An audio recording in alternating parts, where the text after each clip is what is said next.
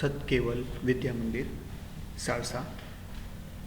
Myself, Sajan Kumar Prajapati from Satkeval Vidya Mandir, class 12 science, subject physics, unit number 7, topic LCR પરિપથ. મિત્રો, આપણે અગાઉના સેશનની અંદર એસી ઉદ્ગમ સાથે L એટલે કે ઇન્ડક્ટરની વાત કરી, એસી ઉદ્ગમ સાથે સી એટલે કે કેપેસિટરની વાત કરી, અને સૌથી પહેલાં એસી ઉદ્ગમ સાથે આર એટલે કે અવરોધની વાત કરી ચૂક્યા છે. અને આપણે આ ત્રણ થિયરીમાં એક કોમન સ્ટેપ્સ દ્વારા એની માહિતી મેળવી. બસ આ જ સ્ટેપ્સને આપણે આગળ પણ લઈ જવાના છે. તમને યાદ હોય તો આપણે 3 સ્ટેપ્સમાં દરેક થિયરીને ભાગી હતી. હવે આ જ રીતે હવે જો તમે પાસે હવે એલ, સી અને આર જે આપણે અલગ અલગ રીતે સાબિતી આપી છે, એ જ રીતે આપણે અહીંયા આજે એલ, સી અને આર ત્રણેયને સાથે એસી ઉદ્ગમમાં લઈને એ જ વસ્તુ અહીંયા ચર્ચા કરવાની છે. પ્રશ્ન એમ બી છે, તો ચલો ધ્યાનથી જોઈએ. પ્રશ્ન તમને આ રીતનો પૂછાય કે LCR શ્રેણી પરિપથને લાગુ પાડેલ વોલ્ટેજનો સંબંધ મેળવો. કે LCR પરિપથ છે એટલે આપણી પાસે જે સર્કિટ છે એસી ઉદ્ગમમાં એલ છે, સી પણ છે અને આર પણ છે, એટલે LCR પરિપથ કહેવાય. અને શ્રેણીમાં જોડેલો આર, સી અને એલને શ્રેણીમાં જોડેલો છે એટલે એને કેવું કહેવાશે? LCR પરિપથ કહેવાય. હવે એની ઉપર લાગુ પાડેલો જે વોલ્ટેજ છે એનો આપણે સંબંધ મેળવવાનો છે. તો આકૃતિમાં ઈ જે છે એટલે કે વોલ્ટેજ જે છે જે એસી ઉદ્ગમ છે એની સાથે આપણે LCR શ્રેણી પરિપથ LCR શ્રેણી પરિપથ દર્શાવ્યો છે. અહીંયા મળતા વોલ્ટેજનું એટલે કે એવા વોલ્ટેજ છે એસી વોલ્ટેજ, તો એનું વોલ્ટેજ કેટલું મળશે? તો V બરાબર, આપણે અગાઉ પણ આ વાતને રિપીટ કરી ચૂક્યા છે, V બરાબર Vm sin omega t. Right છે. હવે ધારો કે સ્મોલ t કણે ક્ષણે પરિપથ કેપેસિટર પરનો વિદ્યુત ભાર Q છે. એટલે કે આપેલા આ પરિપથની અંદર કેપેસિટર પરનો જે વિદ્યુત ભાર જે છે એ સ્મોલ q છે અને પરિપથમાં વહેતો પ્રવાહ ધારો કે I છે. હવે જો આપણે જ્યારે R માટે વાત કરી ત્યારે આપણે V બરાબર VR જોયું, L માટે જ્યારે V બરાબર VL જોયું અને C માટે V બરાબર VC જોયું. પરંતુ એ ત્રણેય છે તો આપેલા પરિપથમાં કુલ વોલ્ટેજનું મૂલ્ય કેટલું? તો V બરાબર R પણ છે, C પણ છે અને L પણ છે, તો VR વત્તા VC. હવે આપણે ત્રણેયનું વેલ્યુ આપણે ઇન્ડિવિજ્યુઅલ ત્રણેયના થિયરીમાં જોયું છે એ આપણે અહીંયા લખવાનું રહેશે. તો આપણે આ રીતે આપણે લખી શકીએ. ચલો જોઈએ કે માટે આપણે જાણીએ છીએ કે કિર્ચોફનો બંધ ગા નિયમ લગાવીએ તો વોલ્ટેજ V અથવા અહીંયા શું આવશે? Vm sin ઓમેગા t બરાબર R, C અને L મુજબ. ચલો તો પહેલાં વાત કરીએ L. તો L બરાબર શું? Lમાં શું આવે? L di by dt. કારણ કે પ્રવાહ તો ઓલરેડી વહી રહ્યો છે, તો L into di by dt. કિર્ચોફનો નિયમ લગાવવાનો છે. તો જુઓ કિર્ચોફનો નિયમ લગાવીએ તો આપણે શું આવશે? અહીંયા આગળ L ઉલટું આવે છે એટલે આગળ માઇનસમાંથી પ્લસ જશે, તો L અને અંદર પ્રવાહ છે તો L into di by dt. એવી રીતના R માટે શું આવે? I into R અને Q માટે શું આવે? Q by C. આ ત્રણેય અલગ અલગ વસ્તુ આપણે અલગ અલગ LRCમાં જોઈ ચૂક્યા છે. રાઈટ. હવે ઇન્ડક્ટર અહીં આપણે આને રિપ્રેઝન્ટ કરીએ છીએ કે જ્યાં ઇન્ડક્ટરના બે છેડા વચ્ચેના વિદ્યુત સ્થિતિમાનનો તફાવત, એટલે કે ઇન્ડક્ટરની વાત કરીએ માત્ર ને માત્ર ઇન્ડક્ટર, કે આપણે ભૂલી જાવ કે અહીંયા આ નથી, સી નથી, માત્ર ઇન્ડક્ટર જોડેલું છે અને એને એસી ઉદ્ગમ સાથે જોડેલો છે, તો એના બે છેડા વચ્ચે મળતું વોલ્ટેજનો તફાવત કેટલો? તો L into di by dt જેટલો. એ રીતે ખાલી વિચારો કે હવે L નથી, સી નથી, માત્ર શું છે? R છે.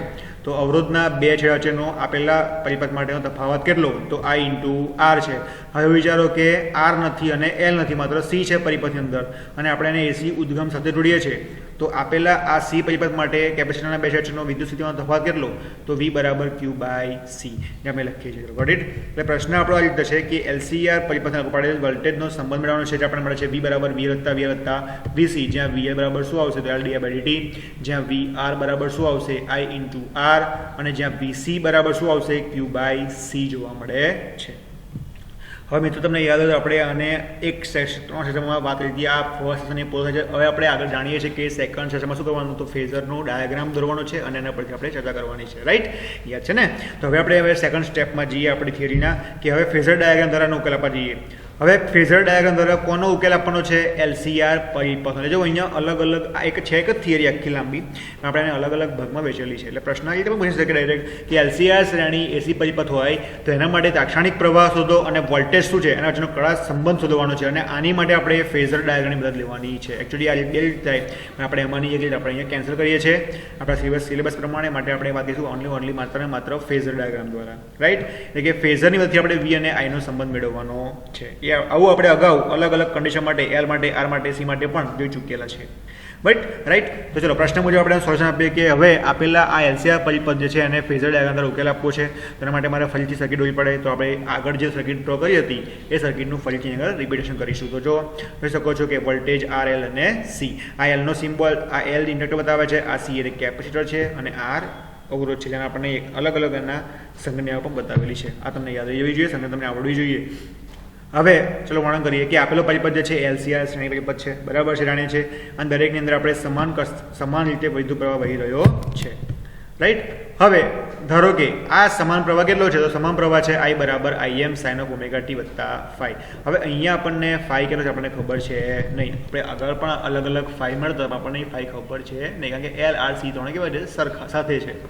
જ્યાં phi એ વોલ્ટેજ અને પ્રવાહનો તત્કાલીન વચ્ચેનો કડા તફાવત બતાવે છે. રાઈટ, અને જે I જે છે એ આપણે જો કેપિટલ I અને એને ડાર્કમાં લખ્યું છે, શું કહેવાય? ફેઝર પ્રવાહ કહેવાય. તો ફેઝર પ્રવાહ બતાવે છે.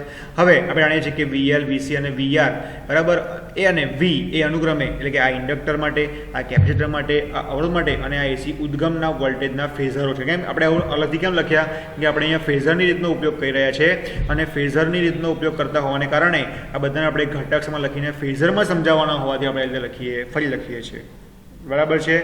હવે VR અને I બરાબર છે, V બરાબર IR મુજબ વાત કરીએ તો VR અને I ના ફેઝર કેવા છે? સમાંતર છે.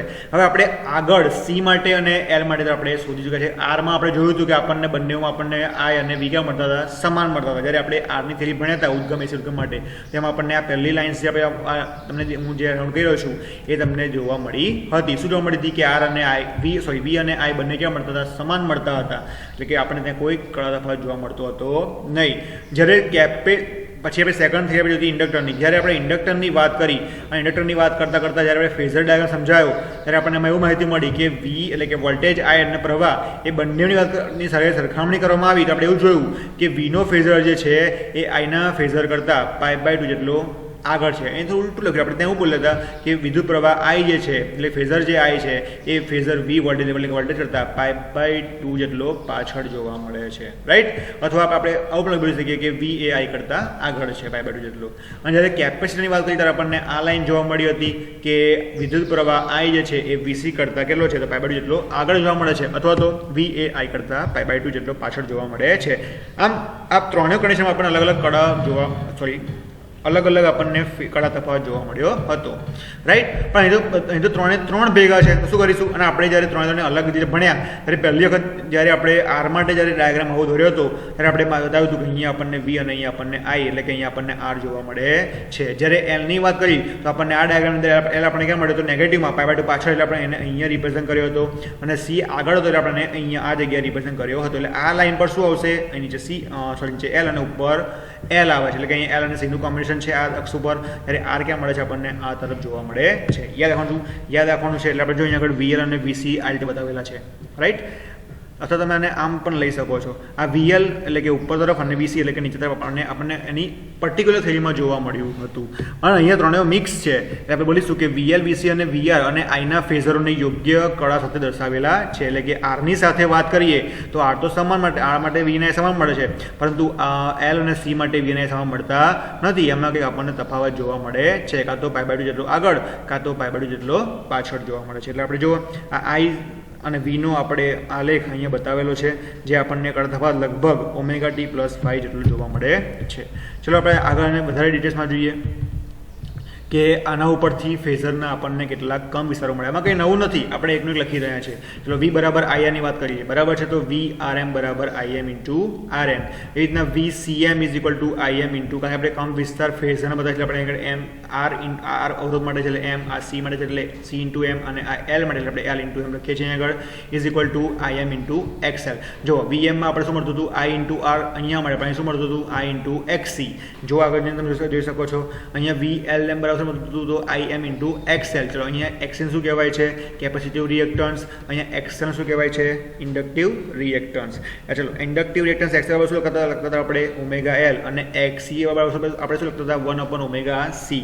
આ સૂત્રો પણ તમારે ખાસ યાદ રાખવાના છે. ચલો આ બધી કન્ડિશન આપણે આપેલા મેઇન સમીકરણ v બરાબર vl વત્તા vc વત્તા vr માં મૂકી દઈએ તો આપણે જાણીએ છીએ ચલો vl બરાબર શું આવશે l di/dt વત્તા vr બરાબર શું આવશે i into r વત્તા vc બરાબર શું આવશે q/c is equal to v right તો vl વત્તા vr વત્તા vc બરાબર v છે જ્યાં v બરાબર આપણે l into di/dt મૂક્યું છે vr બરાબર i into r મૂક્યું છે અને vc બરાબર q/c મૂક્યું છે ગોટ ઇટ પરંતુ આપણે અહીંયા ફેઝરની વાત કરીએ છીએ માટે ફેઝરના રૂપમાં દર્શાવવું છે તો vl વત્તા vr વત્તા vc ઘટતું લખો ઇઝ ઇક્વલ ટુ v અને આ સંબંધને આપણે અહીંયા જોઈ શકીએ આપણે જો અહીંયા આપણે આગળ ગોતીને જ છે પણ ફેઝર ડાયાગ્રામમાં દર્શાવ્યું છે અહીંયા r vr મળશે ને અહીંયા આપણને vl અને vc જોવા મળે છે મેક્સિમમ માટે અને ફેઝર ડાયાગ્રામ આપણને આ r માટે આપણને મળતો phi અને આના માટે મળતો તફાવત ત્રણેય માટે મળતો આપણને ઓમેગા ટી ઇટ મીન્સ કે ઓમેગા ટી પ્લસ phi જેટલો જોવા મળે છે અહીંયા vl અને vc જે છે મેં તમને હમણાં જ આગળ વાત કરી કે vl આપણને મળશે નીચે તરફ vc મળશે ઉપર તરફ આ એક્સિસ ઉપર જ પરંતુ બંને એકબીજા કેવા છે વિરુદ્ધ દિશામાં છે માટે આપણને મળતું ફેઝરનું કુલ મૂલ્ય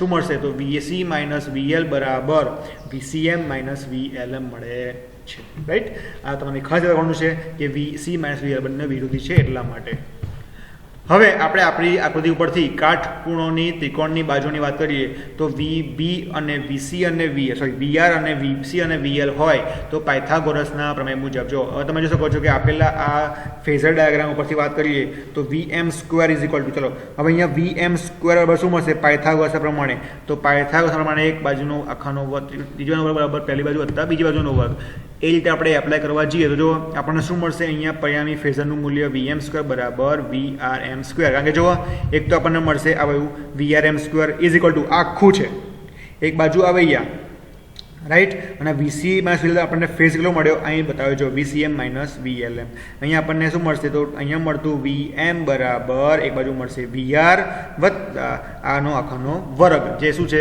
VL અને VC લખી શકાય આ રીતે તો VRM² વત્તા VCM માઇનસ VLM આખાનો સ્ક્વેર જોવા મળે છે ચલો VM² is equal to VR² કેટલા મળશે તો આ VR ની કિંમત કેટલી છે IR VC ની કિંમત કેટલી છે IM into XC VL ની કિંમત કેટલી છે IM into XL બસ આપણે અગાઉ આ બધું લખેલું છે એમાંથી આપણે એને ઇમ્પ્લાઇઝ કરતા જવાનું છે અને એને આગળ સોલ્યુશન આપતા જઈશું તો આપણને આપેલું આવું સમીકરણ આ સેકન્ડ નંબરનું છે એ આપણને જોવા મળે છે હવે અહીંથી ધ્યાન આપવાનું છે કે સેકન્ડ નંબરનું જે આ સમીકરણ જે છે આ સેકન્ડ નંબરના સમીકરણમાં જોતા આપણે જો અહીંયા IM અહીં પણ છે અહીંયા પણ છે અને અહીંયા પણ છે ત્રણેયમાંથી IM ને આપણે શું કરીએ સૂત્ર કરતા બનાવી બહાર કોમન લઈ લઈએ છીએ સૂત્ર કરતા નહીં બહાર કોમન લેવાનું છે ખાલી બરાબર છે સૂત્ર કરતા બનાવવાની જરૂર છે નહીં હવે કોમન લીધા તો આપણે બહાર IM² લખી નાખ્યા અંદર બાકી શું રહ્યું અહીં બાકી રહ્યું R² અહીં બાકી રહ્યું XC માઇનસ અહીં બાકી રહ્યું XL એના આખાનો સ્ક્વેર IM² ને હવે બનાવીએ સૂત્ર કરતા તો IM² is equal to VM² છેદમાં તો IM બરાબર √રાઉન્ડ છે સ્ક્વેર લગાડતા બાજુ તો રૂટ આવે તો રૂટ ને સ્ક્વેર કેન્સલ આઉટ અને અહીંયા આવી જશે 1/2 ઓકે જ્યાં આ R² વત્તા XC માઇનસ XL છે એની જગ્યાએ આપણે શું લખતા Z લખતા જ્યાં Z ને આપણે ઇમ્પિડન્સનું મૂલ્ય કહીએ છીએ શું કહીએ છીએ ઇમ્પિડન્સ મતલબ કે હવે આ સમીકરણ ફરી લખવું શું લખી શકાય VM છેદમાં અને આની જગ્યાએ શું લખીશું Z એટલે VM/Z એટલે જ્યારે પણ આપણે આ સૂત્રનો ઉપયોગ કરીએ IM બરાબર VM/Z જો માત્ર R માટે કીધું હોય તો શું આવશે IM બરાબર VM/R કે Z જગ્યાએ ખાલી માત્ર R જ છે અથવા જો C માટે વાત કરીએ તો શું આવે IM બરાબર VM/XC અથવા શું લખીશું 1/ωc કેમ કારણ કે અહીંયા સી જ છે બીજું કંઈ છે નહીં એટલે જે શું આવશે ખાલી માત્ર XC આવશે જો ઇન્ડક્ટરની વાત કરી હોય તો સમીકરણમાં શું આ સમીકરણ આપણને કેવું મળશે IM બરાબર VM/XL કારણ કે માત્ર ઇન્ડક્ટર છે રાઈટ અથવા ωL પણ લખી શકીએ છીએ જો મેં બતાવ્યું છે કે IM બરાબર VM/Z જે પ્રવાહનો કંપ વિસ્તાર બતાવે છે મેક્સિમમ મૂલ્ય બતાવે છે કંપ વિસ્તાર બતાવે છે મહત્તમ મૂલ્ય બતાવે છે ગોટ ઇટ આમ XL XC અને R ના સરવાળાને LCR શ્રેણી પરિપથનો ઇમ્પિડન્સ કહે છે અહીં જે XC છે અહીં જે XL છે અને જે R જે છે એના સરવાળો કરવામાં આવે તો એ આપણને શું મળશે Z મળશે જેને આપણે શ્રેણી પરિપથનો ઇમ્પિડન્સ તરીકે ઓળખીએ છીએ અને આ શ્રેણી પરિપથ કોનો છે તો LC અને R ત્રણેય મિક્સ છે રાઈટ અહીંયા પ્રવાહ આઈનો ફેઝર એ વોલ્ટેજ VR ના ફેઝરને હંમેશા કેવું મળશે સમાંતર મળશે જે આપણે પહેલી થિયરીમાં કહ્યું હતું સ્ટાર્ટિંગમાં તથા VR ફેઝર અને V ફેઝર વચ્ચેનો ખૂણો આપણને phi મળશે જે આપણે કેટલો મળ્યો હતો એ વખતે અને ફાઈને આકૃતિમાં દર્શાવ્યા મુજબ પણ આપણે શોધી શકીએ છીએ. જો હવે આપેલી આકૃતિમાં આપણે ફાઈ શોધવું હોય આપણે આગળ ફાઈની વાત કરી તો ફાઈમાં રિપ્રેઝન્ટ કરવું છે. આપણે જાણીએ છીએ કે તમને મેં આ તમને જે ગ્રાફ બતાવ્યો છે ગ્રાફમાં કહ્યું કે અહીંયા આર છે, અહીંયા વીએલ માઇનસ વીસી છે. તો એ રીતે આપણે અહીંયા જો ફેઝર માટેનો ફાઈ શોધવો હોય તો આકૃતિ પછી જોઈ શકીએ છીએ કે અહીંયા ફેઝર એ બાજુ આવશે એક્સએલ માઇનસ એક્સી, બરાબર, એ બાજુ આવશે આર, અને આખું આપણે શું આપશે ઇમ્પિડન્સ. કેમનું આવ્યું આગળ લખ્યું છે કે ઇમ્પિડન્સ બરાબર શું, તો આર √r² વત્તા XC માઇનસ XL આખાનો સ્ક્વેર, રાઈટ. ઓકે, તો આના બધીમાં tan phi લાવો છે તો tan phi શું મળશે, સામેની જમા પાછળની ચલ. સામેની બાજુ કઈ છે, આ phi છે, તો આ phi ની સામેની બાજુ કઈ મળે, આ મળે, જે કઈ આપણને આપેલી છે XC માઇનસ XL. તો ઇઝ ઇક્વલ ટુ લખીશું XC માઇનસ XL છેદમાં શું આવશે R. ચલો હવે XC માઇનસ XL તો XL શું લખીશું VCM માઇનસ VLM છેદમાં VRM. ચલો V શું આવે IR મુજબ, તો I અહીં R નહીં આવે, શું આવશે આગળ XC આવશે, કારણ કે C છે એટલે શું આવશે I ઇન્ટુ XC. V બરાબર IM મુજબ, ચલો V બરાબર IM તો આવશે, પણ આ શું આવશે ઇન્ડક્ટર છે તો શું આવશે XL, રાઈટ, અને નીચે V બરાબર IR IM ઇન્ટુ R. તો tan phi is equal to XC IM common કાઢીએ તો ઉપર કોમન રહેલો IM, નીચે રહેલો IM કેન્સલ આઉટ, તો બાકી શું રહેશે XC માઇનસ XL છેદમાં R જોવા મળે છે. જો આ રીતે લખો તો આપણે ડાયરેક્ટ પણ લખી શકીએ કે tan phi બરાબર શું મળ્યું આપણને, તો XC માઇનસ XL મળ્યું, અને પાસેની બાજુ કઈ છે R છે, તો XL માઇનસ XC છેદમાં R, જે આપણને ખૂણો બતાવે છે. આમ આકૃતિ પરથી આપણે ઇમ્પિડન્સ ઝેડ શોધી શકીએ છીએ, જેને ઇમ્પિડન્સ ડાયાગ્રામ કહેવામાં આવે છે. આપણે આકૃતિ મળી એના પરથી આપણે ઇમ્પિડન્સ શોધી શકીએ છીએ, જેને આપણે ઇમ્પિડન્સ ડાયાગ્રામ તરીકે ઓળખીએ છીએ, જે કાટકોણ ત્રિકોણ છે અને જે ઝેડ શું બતાવે છે, કર્ણ બતાવે છે. આમ Z ઇઝ ઇક્વલ ટુ શું, આ સૂત્ર ખાસ આવવાનું, Z is equal to √r² વત્તા XC માઇનસ XL આખાનો સ્ક્વેર.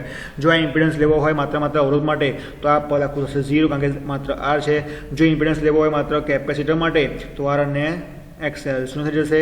જો આપેલા ઇમ્પિડન્સ લેવો હોય ઇન્ડક્ટર માટે તો બંને 0 થઈ માત્ર XL મળશે. અથવા જો તમને આપેલ સર્કિટમાં C અને L નું કોમ્બિનેશન આપેલું હોય તો R 0 થઈ જાય, જો R અને C નું કોમ્બિનેશન આપેલું હોય તો L 0 થઈ જાય. ગોટ ઇટ, ઇઝી છે. ચલો અમારે ખ્યાલ આવી ગયો છે. ઓકે, તો આ વાત થઈ, this is the most time be theory, બધા યાદ રાખવાની છે કે આની અંદર આપણે શું વાત કરીએ છીએ. તો આપણે અહીં આગળ LRC પરિપથ જોયો, અને LRC પરિપથ માટે આપણે શું મેળવ્યું, તો પહેલાં આપણા ત્રણ ફેઝ મુજબ પહેલાં તો આપણે V મેળવ્યો, બીજા ફેઝ મુજબ શું આવે એટલે બીજા સેક્શનમાં આપણે શું વાત કરી, તો ફેઝર ડાયાગ્રામની વાત કરી.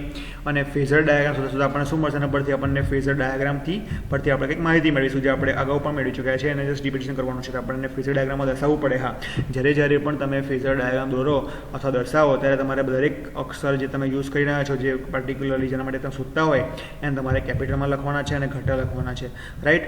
અને ફેઝર ડાયાગ્રામ પતે પછી ત્રીજો પરિપથ શું આવે છે, તો ત્રીજો સેક્શન જે છે એ ત્રીજું સેક્શન છે એ આવશે નેક્સ્ટ, એ હમણાં આપણે પછી વાત કરીશું. પણ ત્યાં સુધી અહીં સુધી બધાને ખ્યાલ આવી ગયો છે. ઓકે, તો ફેઝર ડાયાગ્રામ પછી આપણને નવું આજે જ્ઞાન મળ્યું, જેને આપણે કહીએ છીએ impedance Z is equal to √r² વત્તા XC માઇનસ XL આખાનો સ્ક્વેર જોવા મળે છે. આ થિયરી એમ બી છે, દરેકે યાદ રાખવાની છે. હવે આપણે અહીંયા આગળ XL C માટે શ્રેણી માટે પરિપથ માટે જો ફેઝર ડાયાગ્રામ મેળવીને શોધ્યું ઇમ્પિડન્સ. હવે આ તો શોધી કાઢ્યું આ રીતની મદદથી, પણ આમાં કેટલીક એરર્સ આવે છે. તો નેક્સ્ટ ક્વેશ્ચન એના પર જ છે. નેક્સ્ટ ક્વેશ્ચન એવો છે કે XC minus XL XC greater than XL અને XC લેસ દેન XL એના માટેનો ફેઝર ડાયાગ્રામ દોરો અને આ રીતના ગેરલાભ જણાવો. એટલે આપણે અગાઉ જે ડાયાગ્રામ દોર્યો એ ડાયાગ્રામ પરથી XC ગ્રેટર દેન XL એટલે કે C નું મૂલ્ય L કરતાં વધારે છે, રાઈટ, એટલે ફેક્ટ છે, અને XC is less than XL એના માટેનો ફેઝર ડાયાગ્રામ દોરી અને આપણે આ રીતમાં શું ગેરલાભ છે એ સમજાવવાના છે. હવે આમાંનું આપણે જે પહેલી કન્ડિશન જે છે XC ગ્રેટર દેન XL એની વાત કરીએ તો જો XC ગ્રેટર દેન XL ની વાત કરીએ તો XC ગ્રેટર દેન XL હોય તો કડા ખૂણો phi ધન મળે છે, બરાબર. જો આવું હશે તો આપણને જે ઇમ્પિડન્સ એંગલ જે phi મળ્યો એ આપણને કેવો મળશે, ધન મળશે. જેથી પરિપથ કેવો બનશે, કેપેસિટિવ, કારણ કે મોટો કોણ છે, કેપેસિટર છે. તો પરિણામી પરિપથ કોણ મળશે, કેપેસિટિવ મળશે. અને આપણે જાણીએ છીએ કે પરિપથમાં પ્રવાહ વોલ્ટેજ કરતાં કેવો હોય, આગળ હોય. અને જ્યારે સીની વાત વાત કરી ત્યારે પણ આપણે કહ્યું હતું કે સીની અંદર આપણને મળતો પ્રવાહ એ વોલ્ટ કરતાં π/2 જેટલો મળે છે, આગળ જોવા મળે છે. આ વાત થઈ જો XC XL કરતાં મોટો હોય તો. હવે આના પછીની વાત કરીએ, સેકન્ડ કન્ડિશન માટે વાત કરીશું કે જો XC is less than XL હોય તો કડા તફાવત ફાઈ કેવો મળશે? ઋણ, જે આપણે એલની થિયરીમાં જોઈ ચૂક્યા છે કે આપણને એલ માટે મળતો ફાઈ કેવો મળતો હતો? -π/2 મળતો હતો, 5 - π/2, રાઈટ. તો અહીંયા પરિપથ કેવો બનશે? ઇન્ડક્ટિવ બને છે. અને ઇન્ડક્ટિવ વાત કરીએ તો આપણને એ કહી શકે કે અહીંયા મળતો પ્રવાહ જે છે એ વોલ્ટેજ કરતાં કેવો હશે? π/2 જેટલો પાછળ હશે, રાઈટ. Got it. અને આ પોતે કેવું મળશે? નેગેટિવ મળશે, જે આપણે અગાઉ પણ વાત કરી ચૂક્યા છે, રાઈટ. હવે અહીંયા બંનેમાંથી આપણે એવું જોયું કે આપણે અહીંયા XC > XL ના કિસ્સા માટે ઓમેગા ટી સાથે V અને I માં થતા ફેરફારની છે માટે ફેરફાર ડાયાગ્રામ બતાવ્યો છે. હવે આ તો શૂન્ય, અહીં તો આપણને નેગેટિવ મળે છે, પરંતુ જે પહેલો જે ધન મળે છે એના માટે આપણે જે ફેઝર ડાયાગ્રામ બતાવ્યો છે. હવે ફેઝર ડાયાગ્રામ તમે જોઈ શકો છો, આપણે અગાઉ પણ આ વારંવાર આ જ ગ્રાફનો ઉપયોગ કરતા આવ્યા છે કે અહીંયા આપણે જ્યારે IV વર્સિસ I આપણે ઓમેગા ટીનો આલેખ જોઈએ છે. ચલો અહીં ધ્યાન આપો, અહીંયા આમાં જુઓ કે જ્યારે આપણે IV વર્સિસ ઓમેગા ટી જોઈશું તો આપણને અહીંયા ફેઝર ડાયાગ્રામ દ્વારા ફેઝ તફાવત જોવા મળે છે V અને I ની વાત કરીએ છીએ. હવે આમાં XC ની વાત કરી તો XC માં આપણને ફેઝ તફાવત કેવો મળતો હતો? π/2 જેટલો પ્રવાહ જે છે એ આગળ જોવા મળતો હતો, રાઈટ. તો અહીંયા આપણને જે બ્લુ લાઇન જે છે એ બ્લુ લાઇન આપણને શું બતાવે છે? તો વોલ્ટેજ બતાવે છે. અને જે આ ડેશ લાઇન જે છે એ ડેશ લાઇનની વાત કરીએ તો આપણને શું બતાવે છે? પ્રવાહ બતાવે છે, રાઈટ. દેટ મીન્સ કે આ ફેઝરની મદદથી જો આપણે LCR શ્રેણી પરિપથ માટે પ્રવાહનો ક્રમ વિસ્તાર અને કળા મેળવવી હોય તો આ રીતમાં આપણને કેટલાક ગેરલાભ જોવા મળે, જે આપણને ફલીભૂત થતા નથી આપણા કન્ડિશન પ્રમાણે. મતલબ કે પ્રથમે કે ફેઝર ડાયાગ્રામ પ્રારંભિક સ્થિતિની કોઈ જ માહિતી આપતો નથી, કે પ્રારંભિક સ્થિતિમાં એને V નું શું મૂલ્ય છે એ આપણને સમજણ પડતી નથી. એ આનો મોટો એક ગેરલાભ છે. પ્રથમ એ કે ફેઝર ડાયાગ્રામ આપણને કોઈ પણ માહિતી આપતો નથી, કોની? પ્રારંભિક સ્થિતિની અંદર.